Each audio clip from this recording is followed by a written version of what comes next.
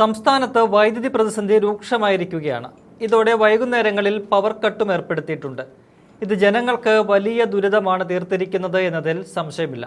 തങ്ങൾ അധികാരത്തിൽ വന്നതിന് പിന്നാലെയുണ്ടായ ഈ പ്രതിസന്ധി UDF സർക്കാരിന് വലിയ ക്ഷീണമാണ് ഉണ്ടാക്കിയിരിക്കുന്നത്. വൈദ്യുതി മന്ത്രി സണ്ണി ജോസഫാണ് ഏറ്റവും അധികം പഴി കേൾക്കുന്നതും. ഇന്നലെ പവർ കട്ടിന്റെ പ്രതിസന്ധി മുഖ്യമന്ത്രി VD സതീശനും നേരിട്ട് അനുഭവിച്ചറിഞ്ഞു. കേരള സമുദ്ര മിഷൻ നടത്തിയ മിഷൻ സമുദ്ര മാരിടൈം കോൺക്ലേവിൽ പ്രസംഗിച്ചുകൊണ്ടിരിക്കവെയാണ് കറണ്ട് കട്ട് മുഖ്യമന്ത്രിക്ക് പണി കൊടുത്തത്. പ്രസംഗത്തിനിടെ കറണ്ട് പോയതോടെ മുഖ്യമന്ത്രിയുടെ പ്രസംഗം കട്ട്. 5 മിനിറ്റ് നേരം വേദിയിൽ വൈദ്യുതി ഇല്ലാതെയായി. എന്നാൽ ഈ സാഹചര്യത്തെ വളരെ തന്മയത്വത്തോടെയാണ് സതീശൻ കൈകാര്യം ചെയ്തത്. കറണ്ട് വരുന്നത് വരെ സതീശൻ പ്രസംഗപീഠത്തിന് മുന്നിൽ തന്നെ നിന്നു.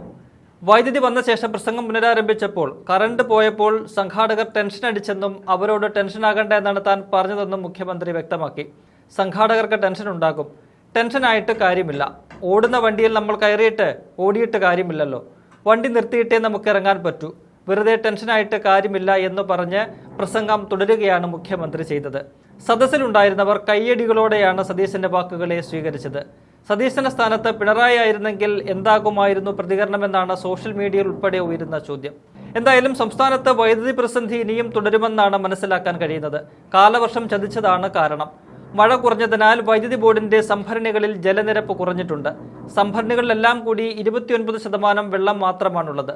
ആഭ്യന്തര ഉൽപാദനം കുറഞ്ഞതിനു പുറമെ പുറത്തുനിന്ന് വൈദ്യുതി എത്തിക്കുന്നതിൽ വന്ന പ്രശ്നങ്ങളും പ്രതിസന്ധി രൂക്ഷമാക്കിയിട്ടുണ്ട്.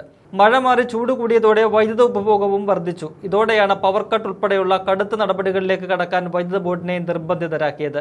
അത് കേരളത്തിന്റെ മുഖ്യമന്ത്രിക്ക് തന്നെ പണി കൊടുക്കുന്ന അവസ്ഥയിലേക്ക് പോയത് കണ്ട് ചിരിക്കുകയാണ് എല്ലാവരും. മുഖ്യമന്ത്രിയും പവർ കട്ടിന്റെ ബുദ്ധിമുട്ട് അറിഞ്ഞല്ലോ എന്ന് ആശ്വസിക്കുന്നവരെയും കാണാം. എന്തായാലും ഇന്നലെ രാത്രി നടന്ന ആ സംഭവത്തിന്റെ ദൃശ്യങ്ങൾ കാണാം. നടത്തിയ വലിയ പോരാട്ടം പരാജയപ്പെട്ടെങ്കിലും വീരോചിതമായ കാപ്പാട് ബീച്ചിൽ എത്തിയത് അതൊക്കെ മാരിടൈം ഹിസ്റ്ററിയിലെ വളരെ രസകരമായ ഇൻട്രസ്റ്റിംഗ് ആയിട്ടുള്ള പാർട്ടാണ്. മാരിടൈം ഹിസ്റ്ററി ലോകത്ത് ഒരുപാട് ചരക്ക് വ്യാപാരങ്ങൾ പണ്ടുമുതലേ എത്രയോ നൂറ്റാണ്ടുകൾക്ക് മുൻപേ നടന്നിരുന്നു എന്ന് തന്നെയാണ്. ഇപ്പൊ മുസരീസ് തന്നെ നൂറ്റാണ്ടുകൾക്ക് മുൻപ് കൊച്ചി എന്റെ പറവൂരിനും കൊടുങ്ങല്ലൂരിനും ഇടയിൽ ഒരു തുറമുഖമുണ്ടായിരുന്നു. ആ തുറമുഖത്തിന് ലോകത്തിലെ 31 രാജ്യങ്ങളുമായി വ്യാപാര ബന്ധമുണ്ടായിരുന്നു. നമ്മുടെ സ്പൈസസ് ആണ് അവരെ മുഴുവൻ ഇങ്ങോട്ട് കേരളത്തിലേക്ക് ആകർഷിച്ചത്.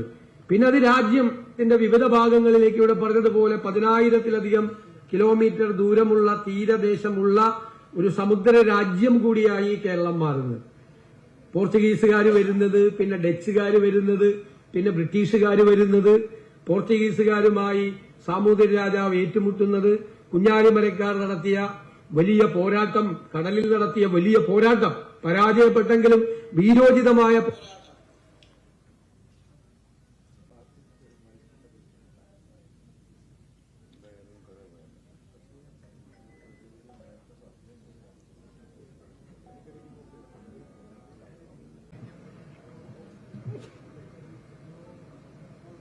ഞാൻ സംഘാടകനായ അദ്ദേഹത്തിന് ടെൻഷനായി. സംഘാടകർക്ക് ടെൻഷനാവും, ഞാൻ ടെൻഷനാകാതെ അവിടെ ഇരിക്കാനോ. ഞാൻ എപ്പോഴും പറയും, ഓടുന്ന വണ്ടിയിൽ കയറി നമ്മൾ ഓടിയിട്ട് കാര്യമില്ല. വണ്ടി നിർത്തുമ്പോഴേ നമുക്ക് ഇറങ്ങാൻ പറ്റുള്ളൂ.